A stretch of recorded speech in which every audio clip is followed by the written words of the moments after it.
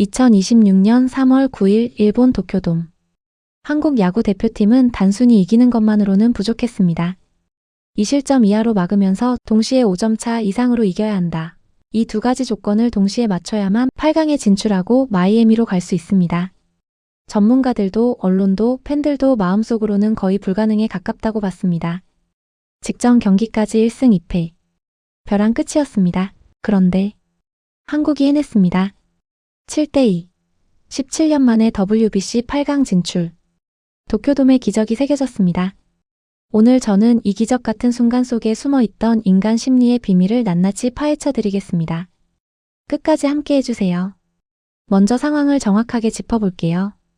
2026 WBC 시조. 한국은 체코전 승리 이후 일본에 6대8로 패하고 대만에게도 연장 승부치기 끝에 4대5로 졌습니다. 1승 2패. 최종전인 호주전에서 단순 승리로는 절대 8강에 오를 수 없는 상황이었습니다. 대만, 호주와 동률 가능성이 있는 상황에서 복잡한 득실 계산 끝에 도출된 조건은 바로 이것이었습니다. 2실점 이하로 막으면서 5점 차 이상 승리. 야구를 아시는 분이라면 이 두 조건이 동시에 얼마나 어려운지 직감하실 겁니다. 그런데 한국 대표팀은 그 어려운 걸 해냈습니다. 최종 스코어 7대2. 5점 차 2실점. 두 조건을 정확히 충족했습니다. 그것도 9회까지 손에 땀을 쥐는 드라마 끝에. 이 경기에서 핵심 장면이 2개 있었습니다. 문보경 선수의 4타점 맹타, 그리고 9회 말 이정우 선수의 믿기 어려운 슬라이딩 캐치. 이 두 장면이 없었다면 한국은 없었습니다. 첫 번째 심리학 키워드는 목표 설정 효과입니다. 1930년대 심리학자 클라크 헐이 처음 주목하고 이후 수십 년간 검증된 이론인데요. 핵심은 이겁니다. 목표가 구체적이고 수치화될수록 인간의 뇌는 더 또렷하게 집중하고 에너지를 폭발시킨다는 것입니다. 이겨라가 아니었습니다. 2실점 이하 5점 차 이상이었습니다. 이 숫자들은 오히려 선수들에게 초명확한 행동 지침이 됐습니다. 막연한 목표보다 극도로 구체적인 목표가 뇌를 더 강하게 깨웁니다. 실제로 하버드 비즈니스 리뷰의 연구에서도 목표가 수치로 명확히 제시될 때 팀의 집중도와 실행력이 유의미하게 상승한다는 결과가 확인됐습니다. 숫자가 뇌를 켠 겁니다. 두 번째 키워드는 언더독 효과입니다. 1승 2패, 8강 진출 가능성이 거의 없다고 여겨지던 한국 대표팀.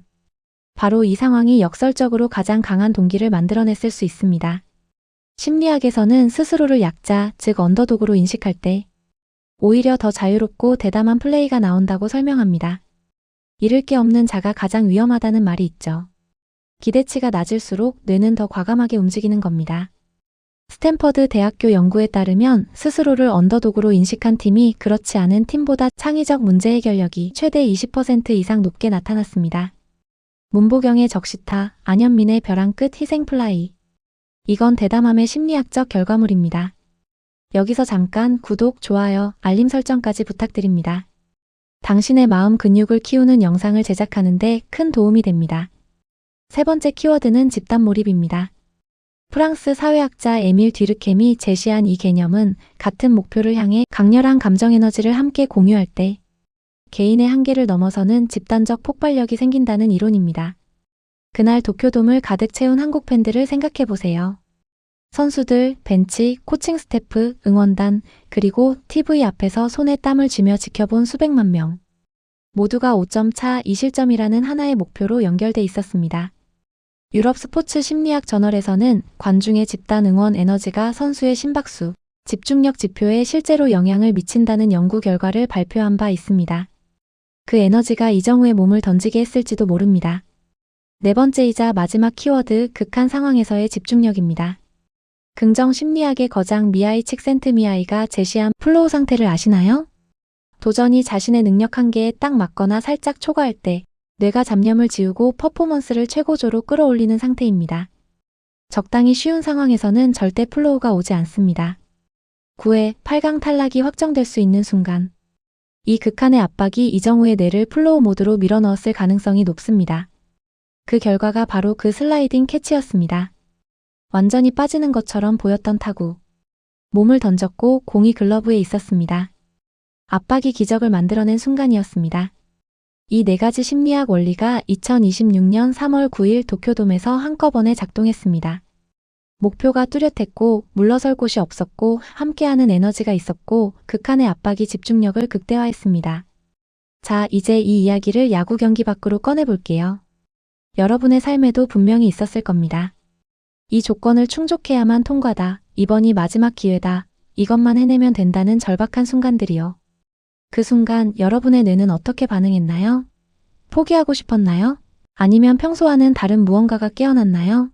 심리학은 말합니다. 인간의 뇌는 극한에 몰렸을 때 두 가지 모두 중 하나를 선택한다고요. 회피하거나 폭발하거나. 그 선택은 상당 부분 이 상황을 내가 어떻게 해석하느냐에 달려 있습니다. 2026 WBC 한국 대표팀은 불가능한 조건을 우리 뇌를 깨우는 트리거로 바꿨습니다. 17년의 침묵을 깨고 마이애미로 가는 전세기에 오른 건 그 심리적 전환이 있었기 때문입니다. 기적은 하늘에서 떨어지지 않습니다. 기적은 심리학적으로 설명 가능한 인간 뇌의 가장 극적인 작동 방식입니다. 구체적인 목표 하나, 언더독의 대담함 하나, 함께하는 집단 에너지 하나, 그리고 극한이 만들어낸 집중력 하나. 이 네 가지가 맞물리는 순간 확률은 의미를 잃습니다.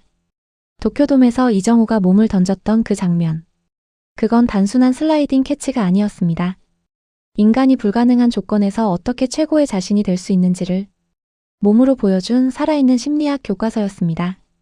그리고 그 공식은 야구장 밖 우리의 일상에서도 오늘 당장 적용할 수 있습니다. 지금까지 마인드 아카이브였습니다.